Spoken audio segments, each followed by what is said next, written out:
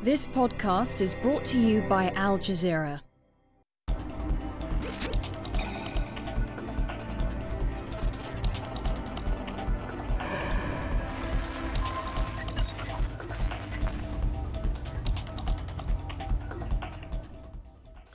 Hello, I'm Richard Gisbert, and you're at The Listening Post. This week, Afghanistan, the war the media forgot, back in the news. Extensive coverage of Afghanistan. The TV drama in Turkey, and the Israelis who accuse the producers of losing the plot. Free speech in Britain, the blogosphere comes to the rescue, and candid camera turning Japanese. It used to be called America's Forgotten War, but for U.S. President Barack Obama, the battle in Afghanistan is the one that really counts. 10 months into the Obama administration, the strategic focus on Iraq has shifted away from Baghdad and towards Kabul, and the media are moving in the same direction. America's review of its military strategy and the drip-by-drip reporting of the Afghan election results are just two of the angles that reporters are chasing. Our starting point this week is the story of Afghanistan. Once again, it's topping news agendas around the world, driving the media discourse in the U.S., and it's bound to have an impact on the coverage of other stories, including the war in Iraq. Tonight, the war in Afghanistan enters a 9th year. The international media is like a giant searchlight that was focused on Iraq. Progress of the war in Iraq. Now that searchlight has moved to Afghanistan. Turmoil in Afghanistan. The Baghdad class of 2003 is now the Kabul class of 2009. The political situation here is now in a very dangerous deadlock. The veteran journalists from Iraq are moving to Afghanistan. My worry now is that no one's really looking at what's going on in Iraq. That's now become the forgotten war. How could the global media have forgotten about Afghanistan in the first place? It is where the so-called war on terror got its start. There are more than 71,000 foreign troops there. The fighting never stopped, but the coverage, particularly in the U.S., did. The Pew Research Center, which conducts a weekly news coverage index, found that Afghanistan was essentially ignored in 2007 and 2008. It was less than 1% of all the news coverage of the outlets that this index surveyed. But it found that this month, October, for the first time, Afghanistan was the top story in the U.S. in terms of news coverage. Why now? Not because of developments on the ground in Kabul or Kandahar, but because of what's happening in Washington, as the Obama administration reviews its military strategy. With that in mind, the American network CBS devoted 3 consecutive nights of broadcasts to the Afghanistan story. Special extensive coverage of Afghanistan, the road ahead. Part of the subtext to that editorial decision was how the U.S. media covered the run-up to Iraq. We decided to spend this time on Afghanistan because the president is debating whether to commit more troops to Afghanistan. We felt that this was the time that America really had to focus on what our policy was going to be. It was our responsibility as news media to maybe do what we didn't do before the Second Gulf War, which was to focus all of our resources on an area that perhaps people weren't as well informed in as they needed to be. I think that the media has learned from the Iraq War to be more dubious, to ask harder questions, and I think they're doing that. We are seeing more exposés about some of the fraud. We're seeing the exposés around the extraordinary cheating on the election. So within the specific tactical approach, I think the media is improving. Robert Greenwald, through his company Brave New Films, tried to remind Americans of Afghanistan during those forgotten years. He made documentaries about the war, and when he could not get them on television, he spread them around the World Wide Web. What was lacking in the American coverage was questioning. We found a huge lack of information about basics. The notion that troops could solve the problem, the idea that civilian casualties were limited, the whole complexity around how important Pakistan was. The more profound questions, the bigger questions, are where the media needs lots of help, lots of pushing, and lots of calling out when they're not talking about the fundamentals. That the Taliban... Anyone covering Afghanistan knows they can be risking their lives. It's dangerous. That's one problem that reporters coming in from Baghdad know all about. News executives tell me that these wars are being covered on a budget and that they would never skimp on security measures, but they are trying to avoid the situation they wound up in Iraq, which was millions of dollars a year to cover a conflict that they could essentially not leave their bureaus without serious, heavy armored protection. They say that in Afghanistan, their bureaus are more light-footed, they're more lightweight, that they can cover the conflict with fewer journalists, and at least for now, with less security. 8 years after the Taliban were told. One way to limit the dangers is to spend more time in Kabul, which is relatively safe, and less time outside the capital. So expect to see a disproportionate amount of coverage of the political story and President Hamid Karzai. The media in some ways made Hamid Karzai. He is a very distinctive character, speaks excellent English, used to work during the time of the war against the Soviet Union as a press officer. He knows the press, he knows how to deal with the press. Now, though, Karzai is seeing the other side of the press. He's still in the spotlight, but I think people are now looking at his flaws. The security situation, the humanitarian disaster, the contested elections. There is no shortage of stories in Afghanistan. But how committed are news organizations? That special series that CBS did got lousy ratings. We did these stories for those viewers who had a special interest in this kind of coverage. And we did those stories for those kinds of news viewers who were looking for that kind of content. They were never done for ratings, and we didn't have any expectation of ratings. And we did them for our franchise, if you will. Ratings was never an issue, that it will never be an issue going forward on that. It is our responsibility to do that. And that marks a real change in journalistic priorities. Afghanis can only hope that their country remains on the political agenda in Washington, and that, as a result, their story remains on the media's agenda around the world. Governing the Afghan country. Here's how our Global Village voices see the coverage of the story in Afghanistan. The media coverage of the war in Afghanistan is very biased and one-dimensional, and they isolate the problem to just the Western approach against the war, and they always neglect the positive things that come up from Afghanistan. For example, how many new schools that have built and the economic progress. I've been noticing that the media coverage has been stepping up with regards to Afghanistan. And the biggest question that comes to my mind is, why are we doing huge land operations of hundreds of thousands of soldiers and thousands of Americans dying overseas when we could be sending special op forces and be very pointed in our attacks against terrorists? At the beginning, there was more news coverage on Iraq, and now, yes, it's shifting towards Afghanistan. But I still feel that they're doing the same mistake, in a sense that they only show you the figures of the people dead. Maybe they're telling you the true statistics, but it's still, the public is not affected because you don't see them as people.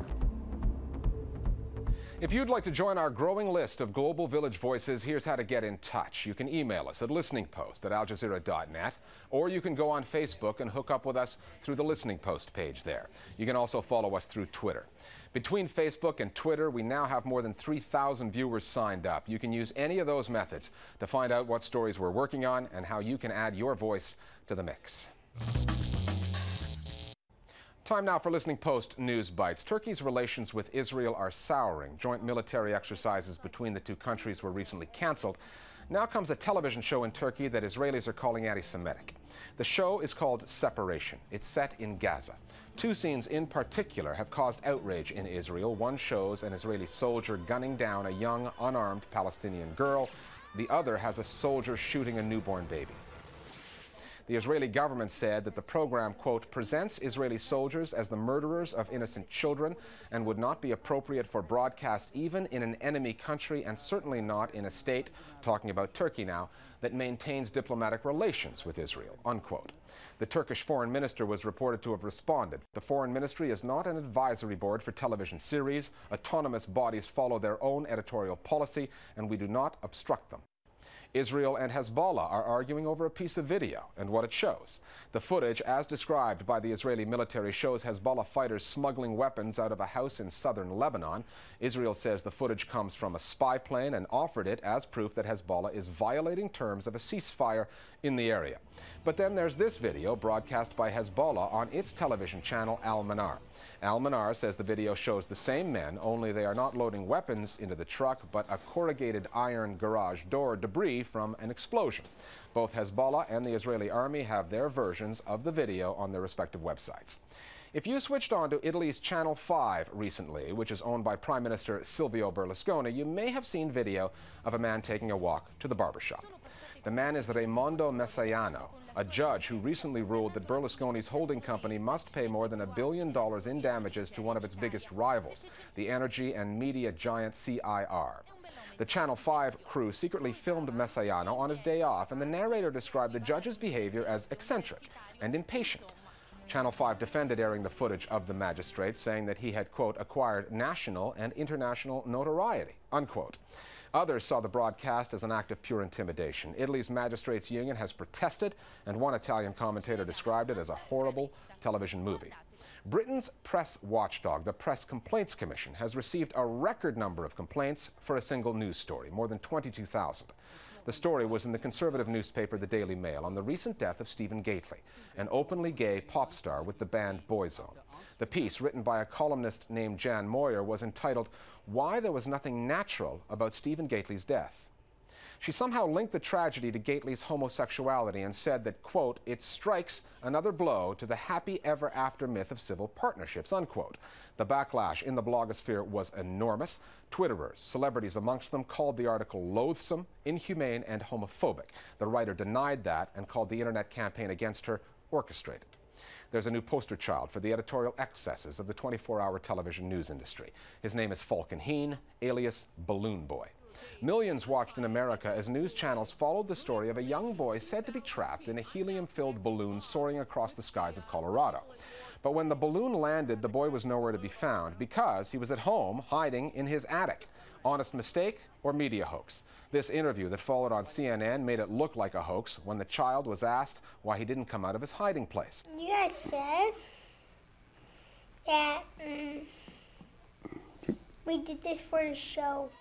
Police are accusing the boy's parents of planning the entire thing in order to generate enough publicity to launch their own reality TV show. Here's a possible title for that show: Balloon Boy's Parents Go to Jail. They've been charged with conspiracy and contributing to the delinquency of a minor celebrity. We're back after the break. An oil company and its lawyers take on the blogosphere and lose.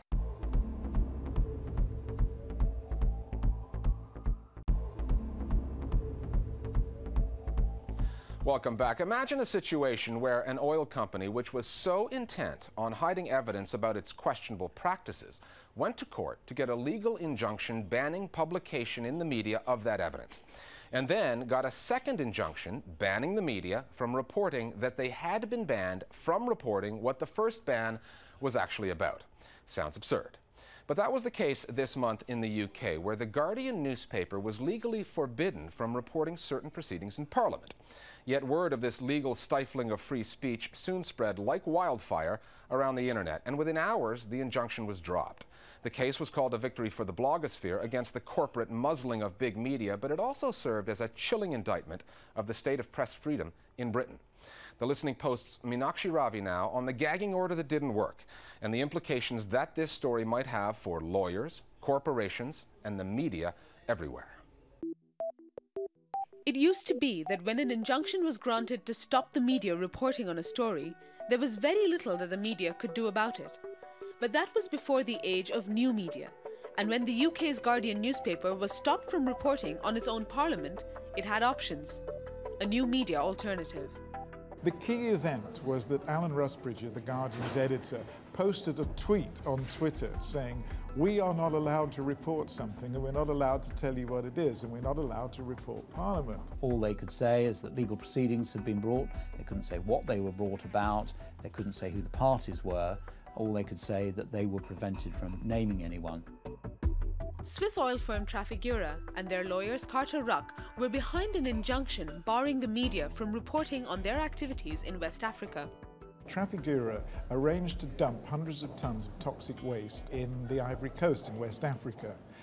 They commissioned scientific consultants to write a report about what they thought had happened after thousands of people in the Ivory Coast went to hospital complaining they got ill. When we got hold of the report, they went to court and got an injunction banning us from publishing it. They also banned us from revealing that they banned us.